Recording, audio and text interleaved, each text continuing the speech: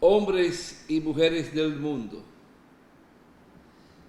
El domingo pasado transcurrieron las elecciones en nuestro país para elegir al presidente de la República o reelegirlo, como cuanto guarda relación con los candidatos del Congreso de la Nación, senadores y diputados.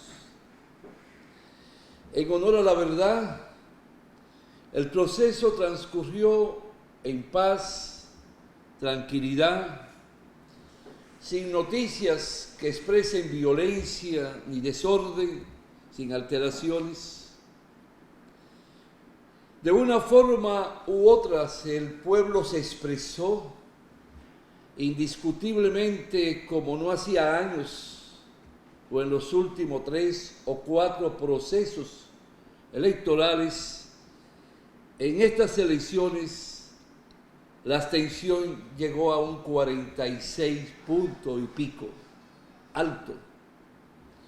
Nos encontramos que de acuerdo al padrón electoral y los votos recibidos por los candidatos, si se fuera a hacer la ecuación matemática correspondiente, el presidente pasa a tener el aval de un 30% de toda la población votante con derecho a elegir, a ejercer el derecho al voto. El señor Leonel Fernández con un 15% y el señor Abel Martínez con un 5%. Estaríamos hablando de que no hay una fuerza categórica. No me refiero a lo legal, me refiero a lo moral, al ejercicio de la expresión de la voluntad, para poder decir que me puedo sentir contento porque gané, o me sentí contento porque soy el líder de la oposición en segundo lugar. Como tiene que llevar a reflexionar a quien quedó en tercer lugar. Es decir, reitero, el pueblo va madurando hasta que llegue el día que el pueblo sepa que no puede jugar con su voto, que el voto tiene un alto significado, que el voto no es un regalo que le ha dado nadie al otro, que el derecho a ejercer el voto para elegir a sus representantes en el poder ejecutivo como legislativo, municipal, es un derecho que el pueblo y los pueblos del mundo se han ganado, con luchas que han provocado mártires y que ha provocado esa lucha que hasta la tierra se tilla de sangre y de hombres y mujeres de todas las edades que han sido perseguidos por buscar el ejercicio del derecho al voto. Tuvo una segunda parte que fue el derecho al voto por parte de la mujer, que se le negó en un primer plano en los países del mundo. En los Estados Unidos tuvieron que luchar las mujeres para que se les reconociera y levantar la bandera de las luchas y la vanguardia. Lo lograron. Aquí, si mal no recuerdo, para el 1946. Ahora bien, consideramos que debe de existir una norma reglamentaria bien precisa y definida por parte de la Junta Central Electoral, ya sea que provenga de una ley por parte del Poder Legislativo a instancia del Tribunal Electoral. Se debe determinar que los candidatos que ostenten posición pública deben pedir licencia para el ejercicio de sus funciones, con 6 meses, con 1 año, con 5, con 4, pero no pueden buscar una reelección, sea el presidente, senador, diputado o quien sea que aspire y ostente una posición de Estado. No hacer uso del presupuesto nacional ni de los vehículos del Estado. Se establezca el mecanismo para determinar la pura constancia de los aportes que cada partido recibe por parte del sector privado. Se debe de regularizar el porcentaje en la propaganda a ser utilizado por cada partido, principalmente en la televisión del Estado. ¿Qué tiempo le dan a este y aquel? ¿Y cómo se reparte esa programación? ¿Y hasta dónde debe de llegar para mantenerlo justo y equitativo ante los partidos más pequeños, sin recursos, sin ayuda del sector privado?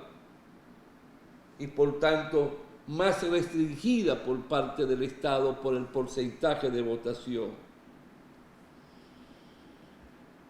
Nosotros consideramos que todos estos aspectos tienen que ser tomados en cuenta para que el pueblo se vaya integrando con mayor amor y sentimiento al accionar electoral y siga primando la paz y la armonía los días anteriores y el día en que se ejerce el derecho. Ahora bien, señor presidente, tan pronto se les reconoció, cosa no vista en nuestra historia, que los candidatos adversos reconocieran con el primer boletín, es un paso positivo. Me luce que eso le llevó a usted esa actitud a decir en su intervención de sostener una reunión con los líderes de esos partidos o con el considerado líder de cada uno de esos dos partidos que tuvieron una votación determinada. Pero el problema es que el acuerdo de usted no debe ser con partidos políticos en sí. Su acuerdo debe ser de forma directa con el pueblo trabajador, con el pueblo pobre, con el pueblo campesino, con el pueblo empresarial, con el pueblo industrial, con el comerciante, con el buhonero. Y ese acuerdo tiene que consistir, señor presidente, en la elaboración y presentación de un auténtico y real programa de nación. No pareceres, no caprichos, no decires, sino un programa que me permita orquestar cuál va a ser la política de Estado para dar respuesta al mundo económico, al mundo social, para dar respuesta a un sinnúmero de derechos esenciales que le corresponden y pertenecen al pueblo. No le digo que hable, que converse, que intercambie, que busque el aval de partidos de la oposición. Pero hay que ver hasta dónde esos mismos partidos llegan en la profundidad hacia la búsqueda de la real transformación. Y que se parta del principio que para bien de todos, los pobres primeros. Porque quiero que sepa, señor presidente, a usted no se le hará difícil entenderse con esos dos ex candidatos a la presidencia. Ni tampoco se le hará difícil ya hoy en día entenderse con la plana mayor ejecutiva de cada uno de esos dos partidos. Porque suele ser que entre el pensamiento y la forma de accionar de usted y ellos no hay diferencia desde el punto de vista político e ideológico. Porque ustedes tres son parte de lo que es el mundo conservador y la política liberal. Para ustedes prima el mercado más que el Estado.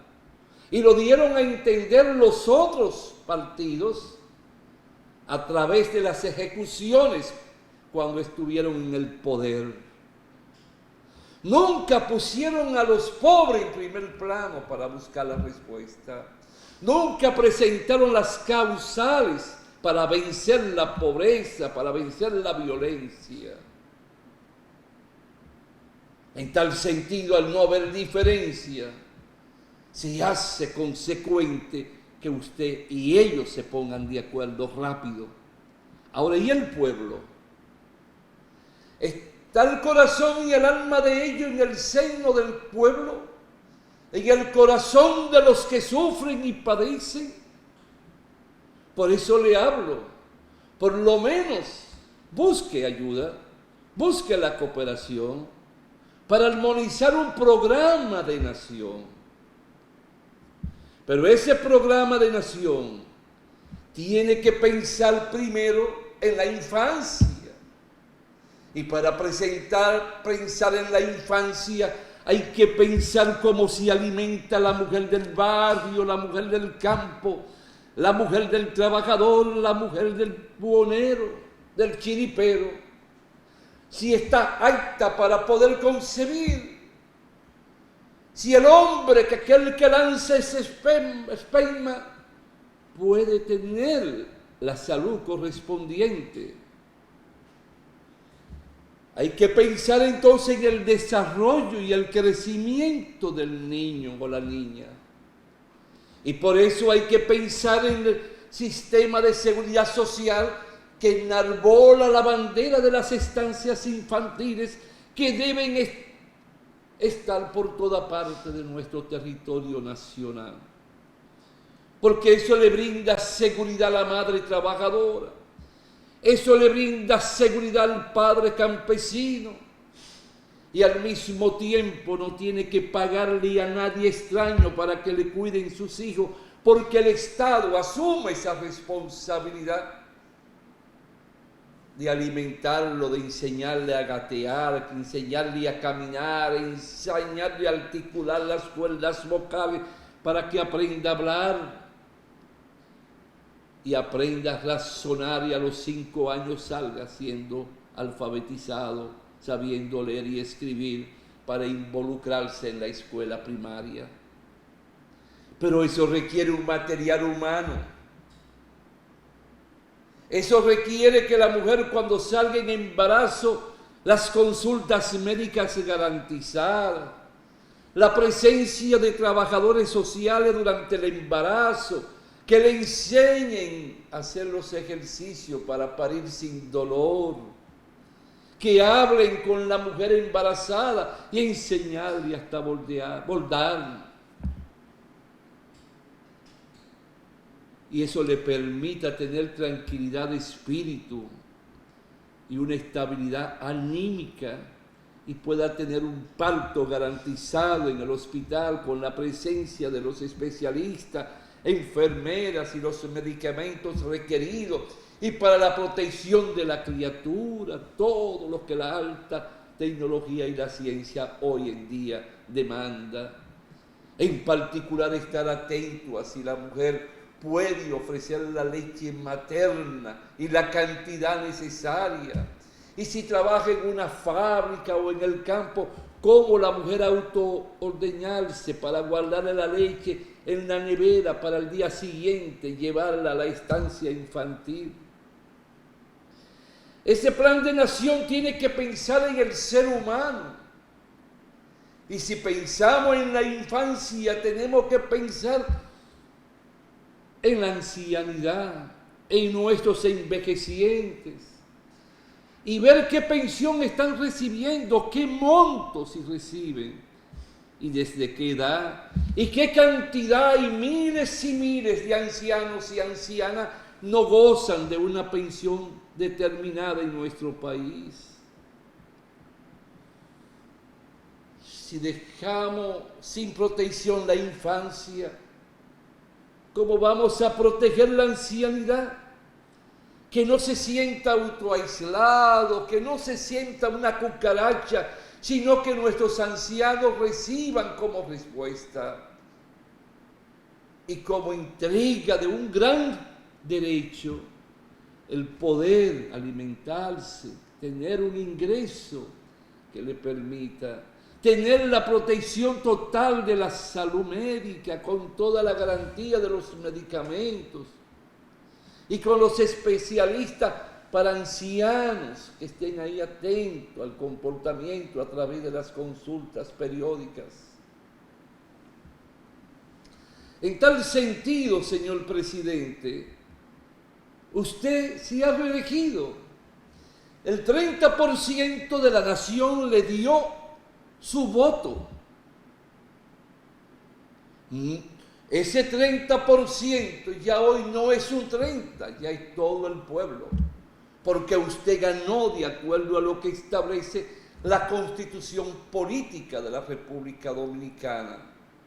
Ahora bien, pero en ese plan de nación que yo espero que usted presente al país, se debe establecer entonces una política agrícola, poniéndola por encima de muchas cosas, donde reciba todo el apoyo el Ministerio de Agricultura del Poder Ejecutivo. Pero el Ministerio de Agricultura debe de entregarle el capítulo correspondiente a la agricultura, cuántas tareas de tierra de arroz se van a sembrar, de bananos, de plátano, de piña, de aguacate, y todas las exigencias y requerimientos necesarios para ofertarle todo el apoyo y la ayuda, principalmente a aquellos campesinos pobres o aquellos de la reforma agraria, desde el arado, la cultivadora, tanto en el maíz como en el sorgo, pero al mismo tiempo todo lo que se necesita para los fertilizantes químicos, ya sea veneno, abono, las fábricas que podamos tener del Estado y que el Estado le pueda ofertar a los campesinos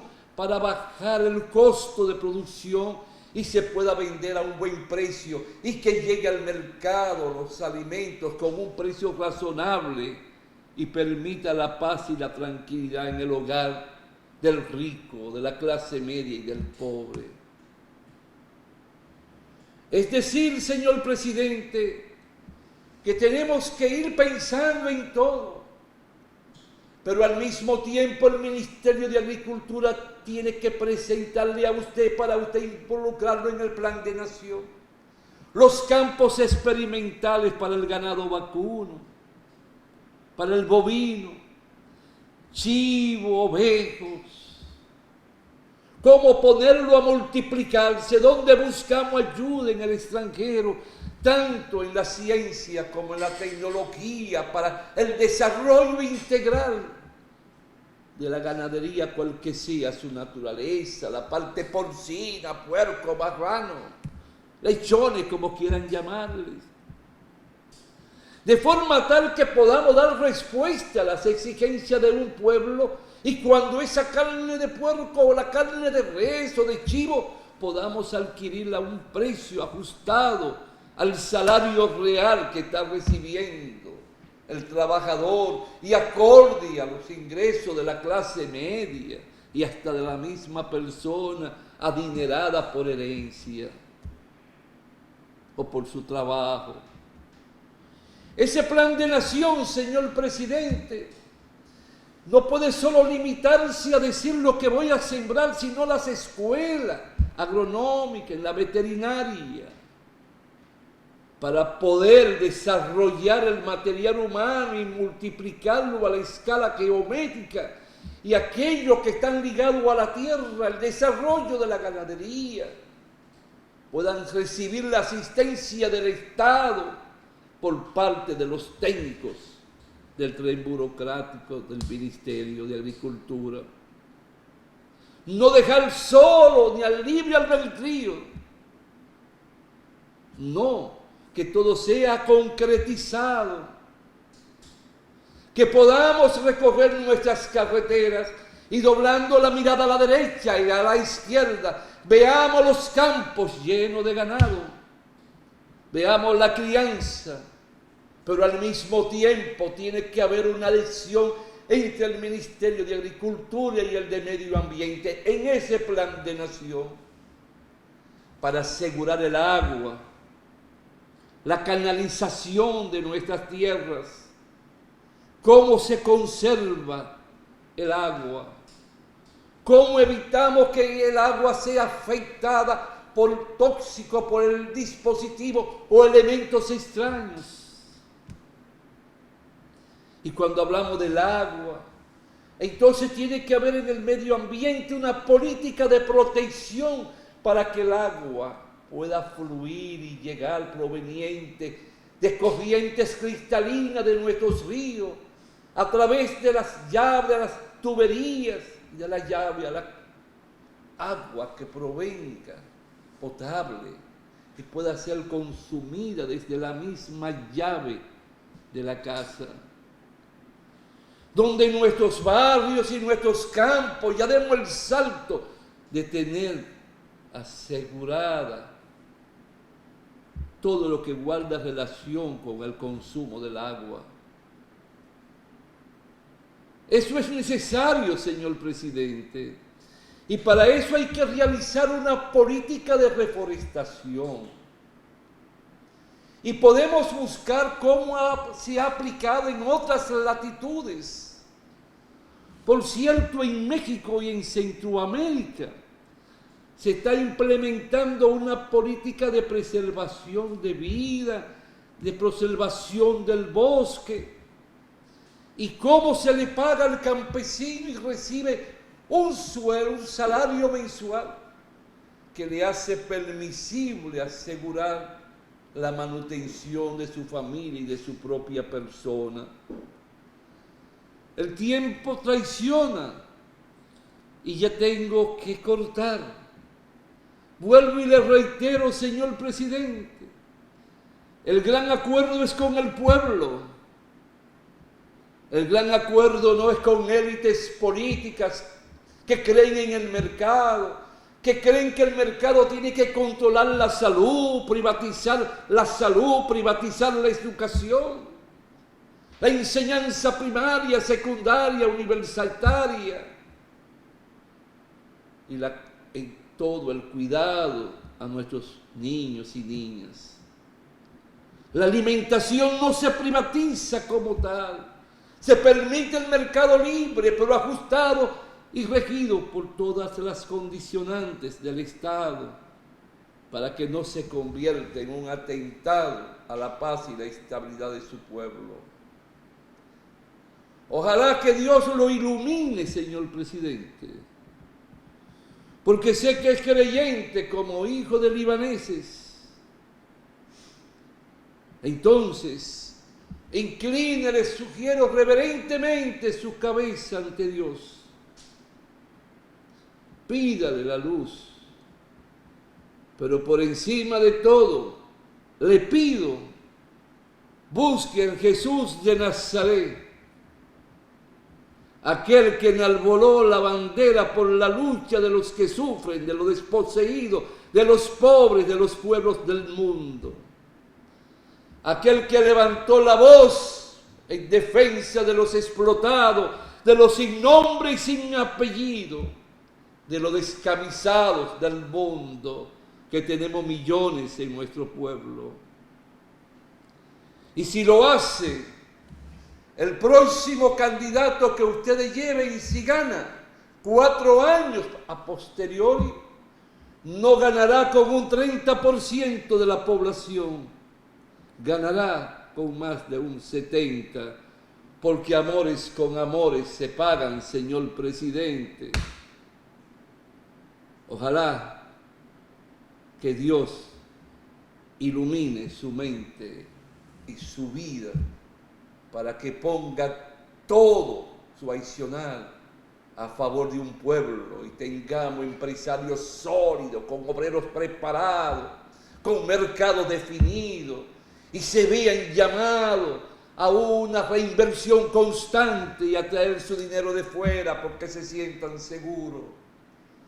Ojalá que sea así para que nuestros grandes hacendados con miles de tareas se sientan llenos de entusiasmo para desarrollar la tierra, invertir en la tierra, y los bancos abran de par en par sus puertas para el desarrollo agroindustrial de nuestro pueblo y la microempresa pueda crecer y desarrollarse con la protección, la guía y el respaldo solidario del Estado.